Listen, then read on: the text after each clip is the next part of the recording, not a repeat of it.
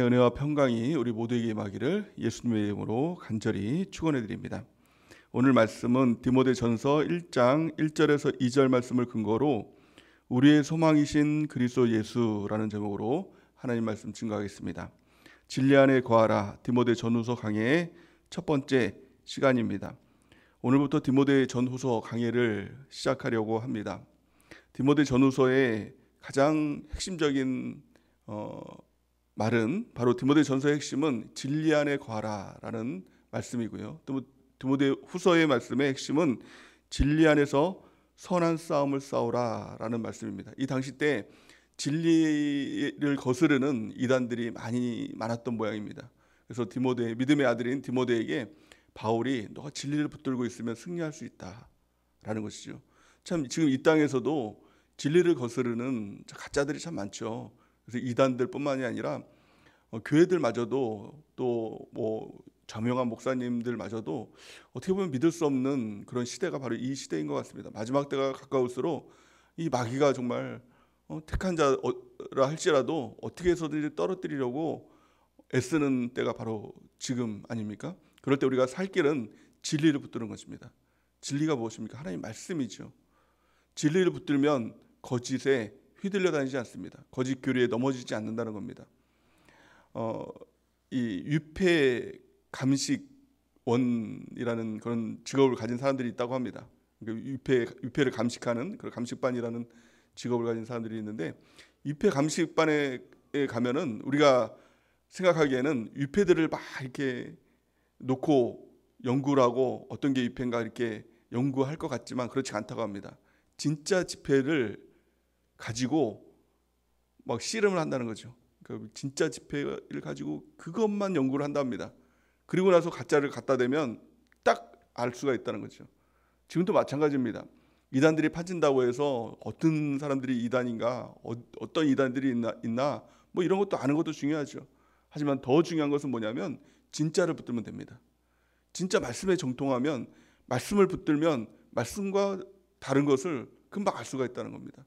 그래서 이 마지막 때가 될 지금일수록 더 말씀에 집중하고 말씀의 강자가 되는 우리 모두가 되는 은혜가 있길 바랍니다. 진리가 우리를 살립니다. 하나님의 말씀이 영입니다. 그 영이 우리를 살리고 죽은 영혼을 살리고 잠자는 영혼을 깨우고 우리를 다시 살게 만드는 것입니다. 우리가 말씀 붙들고 승리하는 우리 모두가 되는 은혜가 넘치길 바랍니다. 특별히 오늘 말씀을 통해서 디모데전서를 쓰는 이 인사말을 통해서도 우리 두 가지 핵심적인 진리를 우리가 깨닫기를 원합니다. 가장 첫 번째는 1절에 보니까 우리의 소망 되신 그리스도 예수 이렇게 얘기를 하죠. 1절 우리 같이 한번 읽어보겠습니다. 시작. 우리 구주 하나님과 우리의 소망이신 그리스도 예수의 명령을 따라 그리스도 예수의 사도된 바울은 이렇게 얘기를 합니다. 여기서 핵심적인 말은 우리의 소망 되신 그리스도 예수, 우리의 소망 되신 그리스도 예수의 명령을 따라서 내가 사도되었다 이렇게 얘기합니다. 우리의 소망이 어디 있는가, 이것은 매우 중요합니다. 이 기독교의 핵심은, 또 성경의 핵심은 소망입니다. 기독교는 소망의 종교입니다. 마귀는 우리를 절망시키죠. 낙심시키죠. 그래서 무너뜨리려고 합니다. 근데 소망을 붙들면, 소망 대신 그리스도 예수를 붙들면 그 어떤 상황에서도 소생할 수 있다는 겁니다. 다 끝난 상황에서도 예수 그리스도 붙들면 일어날 수 있다라는 것을 성경은 말씀하고 있는 것이죠. 신약 전체를 통해서 소망이라는 단어가 84회 기록되었다고 합니다. 근데 그 중에서 바울에 의해서만 55회 그 소망이라는 단어를 사용하고 있다는 것이죠. 이 소망이 그토록 중요하다라는 것입니다. 소망이 왜 중요할까요? 소망을 붙들면 확신이 생깁니다. 그래서 믿음이 웬만해서 흔들리지 않습니다. 어떠한 상황, 환경, 이걸 통해서 마귀는 끊임없이 우리를 무너뜨리려고 얘기하죠. 도전하죠. 근데 소망 대신 그리스도를 붙들고 있으면 이걸 이긴다는 겁니다. 환난도 이기고 또 고난도 이기고 소망 대신 예수 그리스도 바라보면서 전진하는 삶을 살아갈 수가 있다는 겁니다. 또 소망이 있을 때 담대함이 있죠. 아니, 주님이 우리 아버지가 되시는데, 하나님이 나와 함께 계시는데, 하나님이 영원한 천국으로 인도해 주시는데 두려울 게 뭐가 있습니까? 정말 소망 붙들고 살아가는 우리 모두가 되길 바랍니다. 이것이 바로 믿음인 것이죠. 하나님을 바라보는 믿음, 이것이 소망입니다. 믿음이 세상을 이기는 것입니다. 우리가 더 이상 지지 말고 소망 붙들고 승리하는 우리 모두가 되길 바랍니다. 소망과 비슷한 말로 희망이라는 단어가 있다고 했죠. 세상에서 말하는 희망, 세상은요 희망 가지고 살아가라고 얘기합니다. 희망과 소망은 전혀 다릅니다. 차원이 틀린 것이죠. 그 희망은 막연한 것입니다. 될 것 같아, 잘 될 거야, 이게 막연한 것이죠. 근데 절대로 안 됩니다. 희망 고문 될 것 같은데 조금만 하면 될 것 같은데, 근데 결국에 안 되는 것이죠. 결국 무너지게 되는 것입니다. 절망하게 되는 것입니다. 하지만 소망은 100% 이루어지는 것이죠. 절대적으로 이루어지는 것입니다. 왜냐하면 소망의 근거가 하나님의 약속된 말씀이기 때문에, 하나님이 약속하셨기 때문에 반드시 이루어지는 것이 소망인 것입니다. 희망은 나로부터 나오는 것이지만 소망은 하나님께로부터 나온 것이고, 또 소망은 이 땅에서 나온 것이지만 소망은 하늘로부터, 천국으로부터 나온 것이 바로 소망인 것입니다. 소망 바라보면 흔들리지 않습니다.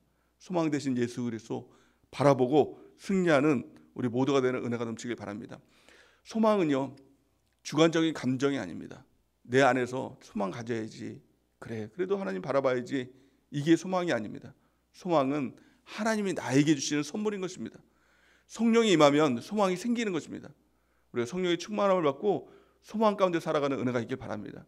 소망 가지고 내가 그 길로 달려가는 것이 아니라 소망이 있으면 소망이 나를 이끌어가는 것입니다. 성령이 나를 붙들고 성령이 소망의 항구로 나를 이끌어간다고 성경은 말씀하고 있는 것이죠. 우리가 소망이 있으면 소망이 나를 주님의 길로, 영원한 천국 길로, 우리가 성장하는 길로, 또 주님의 뜻 가운데 말씀이 이루어지는 삶으로 우리 인도하는 놀라운 역사가 이루어지게 될 줄을 믿습니다. 그래서요 이 소망이 있으면 환경이 우울해도 소망이 있습니다. 능력이 있습니다. 우울해지지 않는다는 것입니다. 또 객관적으로 불리한 상황에서도 소망이 생기는 것이죠. 또 돈이 없고 빚더미에 있어도 소망이 있다라는 것입니다. 배우자나 자녀가 속을 썩여도 소망이 있습니다. 또 부자가 되어도 재물에 소망을 두지 않고 영원한 천국을 소망에 두고 살아가는 것, 이것이 바로 그리스도인이고 소망에 주님이 인도하시는 거룩한 사람인 줄 믿습니다. 우리 이 삶을 살아가는 은혜가 있길 바랍니다. 그래서 바울은 이렇게 얘기합니다. 디모데전서 4장 10절 우리 같이 한번 읽어보겠습니다. 시작. 이를 위하여 우리가 수고하고 힘쓰는 것은 우리 소망을 살아계신 하나님께 두미니 곧 모든 사람 특히 믿는 자들의 구주시라. 아멘. 우리가 수고하고 힘쓰는 이유가 무엇입니까? 모든 수고하고 힘쓰는 이유는 내가 무엇인가 이루고 잘 되기 위해서 하는 것이 아니라 우리의 소망을 살아계신 하나님께 두기 위해서. 우리가 가장 힘써야 될 것은 우리의 모든 소망을 하나님께 두는 것. 그러면 하나님께서 소망 붙든 자들을 절대로 버리지 않으시고 포기하지 않으시고 모른다 하지 않으시고 소망의 항구로 우리를 이끌어 가시는, 소망에 인도하시고 성령이 이끌림 받는 놀라운 역사가 이루어지게 될 줄을 믿습니다. 모든 믿는 자들의 구주 되시는 예수님이 바로 우리의 소망이다라는 것을 성경은 말씀하고 있는 것입니다. 두 번째 살펴볼 것은 2절 말씀에 보니까 디모데를 보면서 바울은 참 아들이라고 이야기를 합니다. 또 그에게 축복을 합니다. 어떤 축복을 하냐면 은혜와 긍휼과 평강이 있기를 원하노라 라는 것이죠. 여기에 우리의 신앙생활의 핵심적인 두 가지를 살펴볼 수 있습니다. 참 아들이라는 것은, 참이라는 말은 그네시오스라고 이렇게 표현하는데 진짜 아들이라는 것입니다. 그러니까 바울과 디모데가 실제로 생물학적인 아버지는 아니지만 목양의 아버지인데요. 그러니까 영적 리더와 성도들과의 관계를 얘기하고 있는 것입니다. 우리 영적 리더가 담임 목사님이 영적 리더죠. 담임 목사님을 바라볼 때 우리가 어떤 시선으로 바라보는가, 이것은 매우 중요합니다. 단지 스승, 나를 가르치는 스승, 이렇게 바라봐서 안 된다는 것입니다. 성경에 보니까 일만 스승은 많지만 참 아버지는 없다, 이렇게 얘기하는 것이죠. 그러니까 영적 리더와 성도와의 관계, 우리와의 관계, 바로 목양의 아버지와 자녀와의 관계, 참 아버지, 참 아들, 이 관계를 통해서 우리가 목양을 받고 또 지도를 받을 때 진정하게 성장의 역사가 일어나게 되고, 또 이 교회가 진짜 가족이 되는, 영적인 가족이 되는 놀라운 역사가 이루어지게 되는 것입니다. 우리에겐 세 분의 아버지가 있다고 하죠. 가장 첫 번째는 영의 아버지, 하나님 아버지가 있는 것이고, 또 두 번째는 우리 육신의 아버지가 있는 것이고, 또 목양의 아버지가 있는 것이고, 이 세 아버지를 잘 섬기는 것이 우리 인생에 있어서 가장 중요하다라는 것을 또한 성경을 통해서 우리는 깨달을 수가 있는 것이죠. 고린도전서의 말씀에 보니까 이 바울이 이렇게 합니다. 내가 복음으로 너희를 낳았다. 이렇게 얘기를 하죠.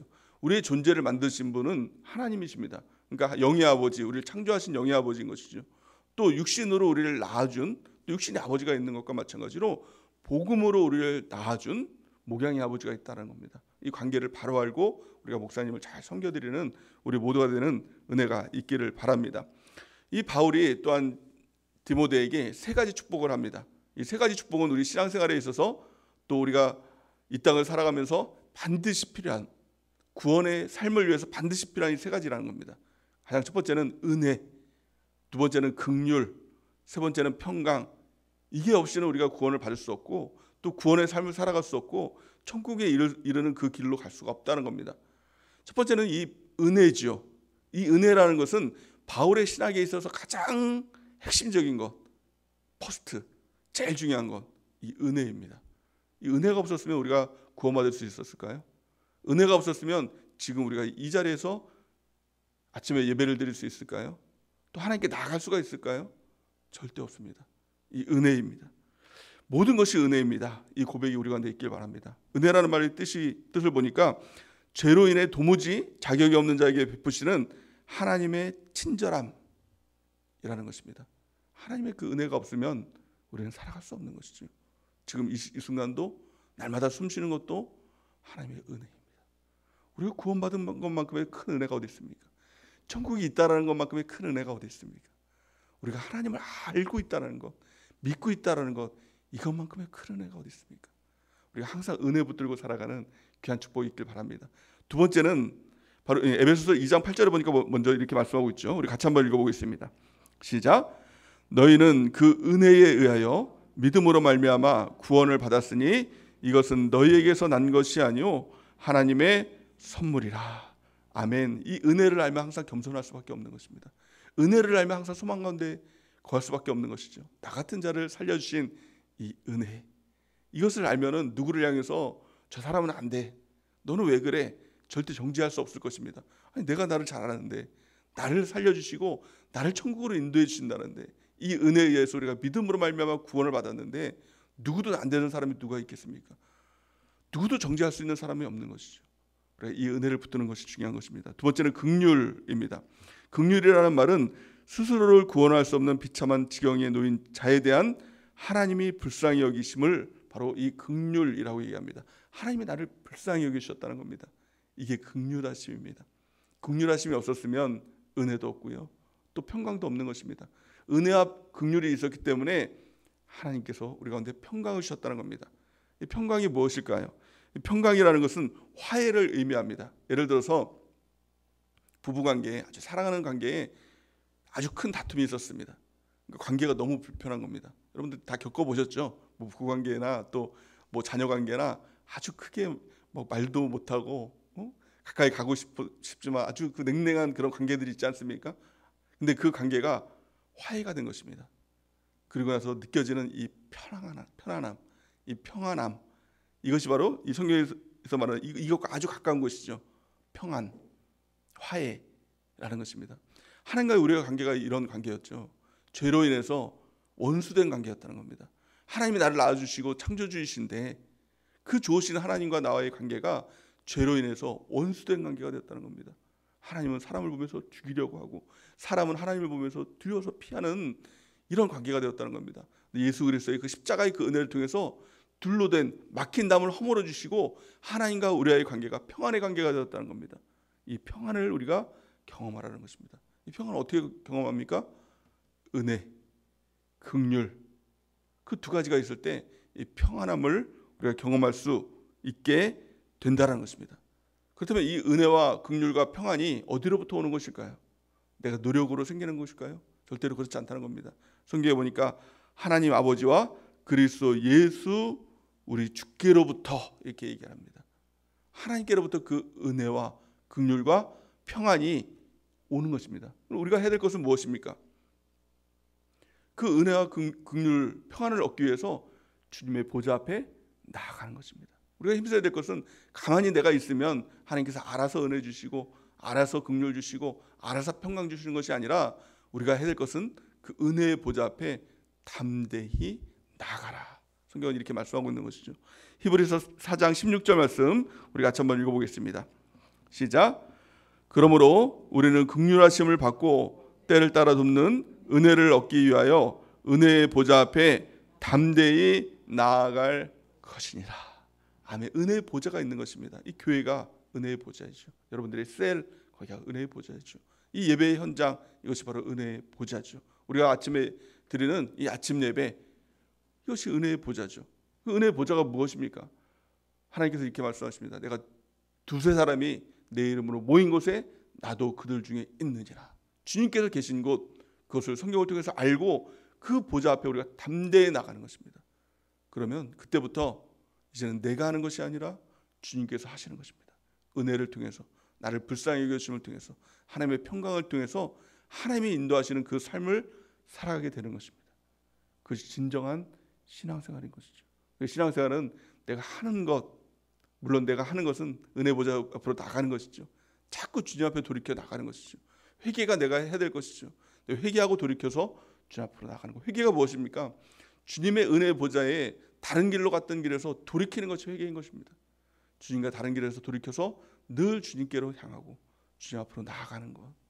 그러면 주님께서 은혜 주시고 긍휼 주시고 평강 주셔서 은혜가 우리를 인도하시고 긍휼하심이 우리를 인도해 주시고 하나님의 평강을 통해서 주님께서 우리를 인도하시는 삶을 살아가게 되는 것입니다. 그래서 우리가 늘 붙들어야 될 것 성경, 진리된 성경을 붙들고 또 하나님의 영, 성령 하나님을 붙들고 또 주님의 몸된 교회를 붙들어서 그 지체를 통해서 우리가 주님의 인도하심을 이끄심을 받는 삶을 살아가는 것, 이것이 바로 신앙 생활인 것입니다. 우리 이런 신앙 생활을 살아가는 귀한 축복이길 바랍니다. 가장 첫 번째 우리의 소망을 점검하기 바랍니다. 우리의 소망이 어딘가, 이것이 진정한 기독교인과 가짜 기독교인들을 갈라내는 것입니다.